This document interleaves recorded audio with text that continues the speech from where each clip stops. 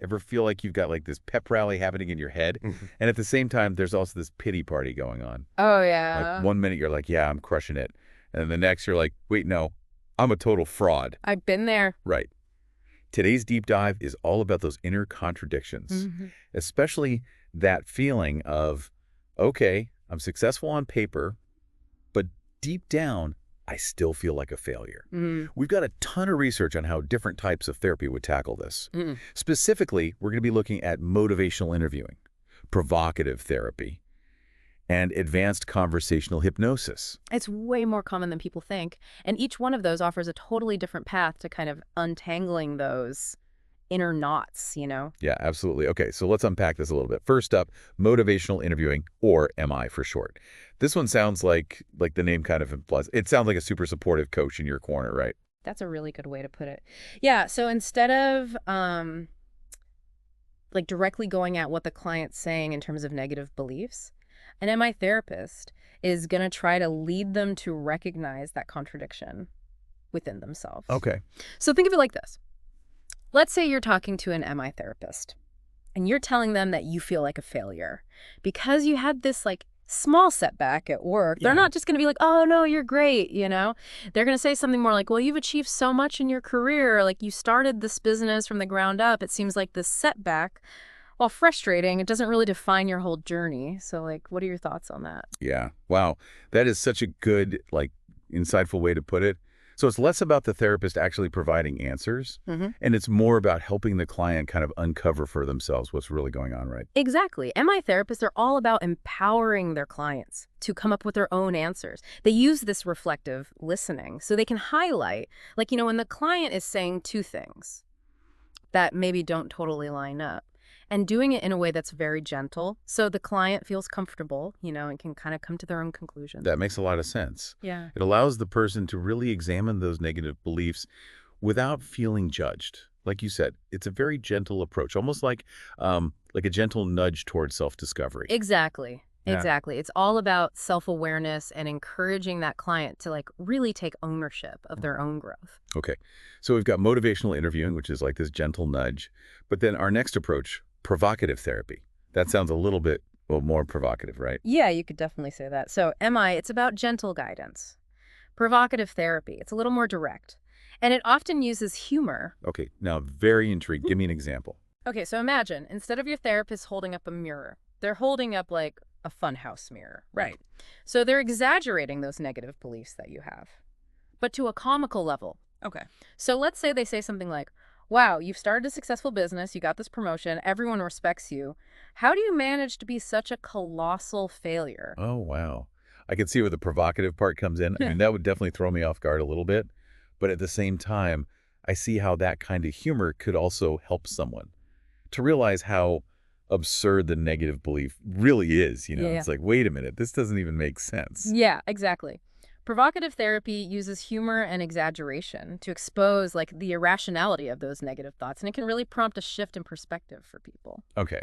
So by playfully challenging the beliefs, PT can help people to step outside of that normal thought pattern and kind of see things from a fresh perspective. Precisely. It's about shaking things up and really using humor as this tool for self-reflection and change. Right. I love it. Okay, so we've got gentle guidance, we've got playful confrontation, and now we've got advanced conversational hypnosis, or ACH. Yeah. This one sounds like, I don't know, it sounds like it almost taps into the power of the subconscious. Yeah.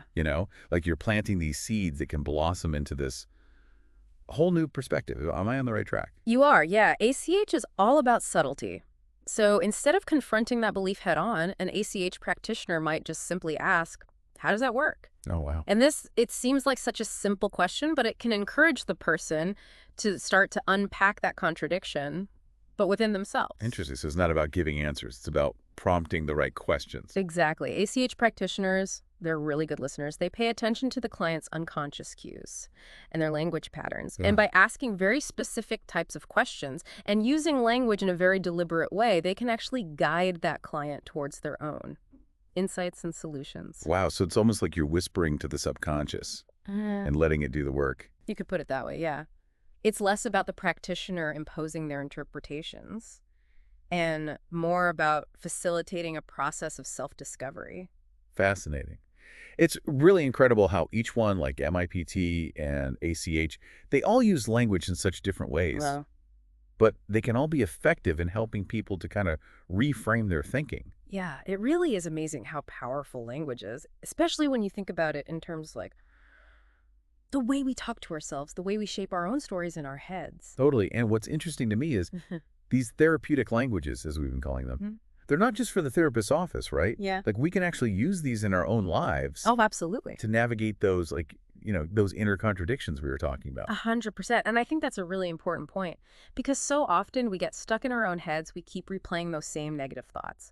But if we can learn to use these languages, so to speak, like ask ourselves those ACH style questions or use a little bit of PT humor, we can actually start to shift those patterns. It's like instead of just being like stuck listening to that inner critic, we can actually become active participants in the conversation and use those tools to challenge those negative beliefs and actually like write a new story for ourselves. You got it. And that's a really empowering way to look at it because it means we have more control than we think. We get to choose how we experience the world around us. It's interesting as we're talking about this, I'm realizing like you wouldn't necessarily use just one of these approaches. You would just pick one and then stick with it forever, right? Right, exactly. And most therapists actually, they blend elements Right. from different approaches, depending on the client and what that client needs. It's like they've got this toolbox full of different techniques Mm, and they know exactly which tool is going to be the right fit. exactly. And that's what makes it so effective.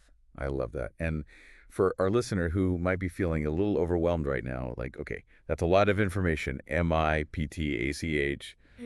What would you say is the most important takeaway for them to remember? I think the most important takeaway is you are not your thoughts. You have the power to choose which thoughts to believe and which thoughts to challenge. That is so powerful because it really is about recognizing that we have a choice. And we don't have to just like buy into every thought that pops into our heads. We can actually question it, we can challenge it, and we can choose something different. Exactly. Okay, before we wrap up though, something's been kind of swirling around in my head as we've been talking a lot about how these approaches can help people who maybe are struggling with negative self-perception. But what about the other end of the spectrum? What about people who are like overconfident or even like, narcissistic? Oh, that's a really interesting question. And it's a really important one, too, because it speaks to this idea of balance. Just like someone with low self-esteem might need to challenge negative thoughts, someone with like an inflated sense of self might need to develop more self-awareness and maybe more empathy for others. So it's more about helping people to find that balanced and realistic view of themselves, no matter where they fall on that spectrum. Exactly. It's about cultivating a healthy sense of self, one that acknowledges both our strengths and our weaknesses, our accomplishments and our failures. I love that because it's not about being perfect. Yeah. It's not about striving for this impossible ideal. It's about like embracing the complexity of who we are. Beautifully said. Flaws and all. It's about self-compassion. It's about acceptance and recognizing that we are all works in progress. Yes, this has been like seriously eye-opening. I feel like we always say that, Right. but I mean it. It really drives home the point that these tools, MIPT, ACH, they're not just for like a therapist's office. They're things we can use in our own lives every day. Like you were saying, it's about taking control of that conversation in our heads. Yeah, exactly. And the cool thing is we can use these tools anytime, anywhere, right? So next time you're feeling stuck, those negative thoughts are swirling, just ask yourself, okay, what would my MI therapist say right now? Or how can I use a little PT humor to lighten things up? I love that. It's like having this like, a team of therapists on speed dial, ready to jump in and give you some support Yeah, whenever you need it. exactly. And the best part is, the more you actually practice these techniques, the more natural they become. Absolutely. It's like anything else, The more you work that muscle, the stronger it gets. This deep dive has given me so much to think about. Yeah, me too. It's incredible how much power our thoughts have. But it's even more amazing to realize we have the power to choose our thoughts and to change them. Totally. That's what it all comes down to, right? Absolutely. And for our listeners who are like, okay, I'm ready to dive deeper, tell me more. We've Yeah. got links to some fantastic books and articles in the show notes. Yeah, definitely check those out if you want to learn more. There's so much great stuff out there. Okay, so as you go out into the world and navigate all the ups and downs of your own inner world, remember, you have the power to choose your thoughts. You get to write your own story. So what therapeutic language will you use today?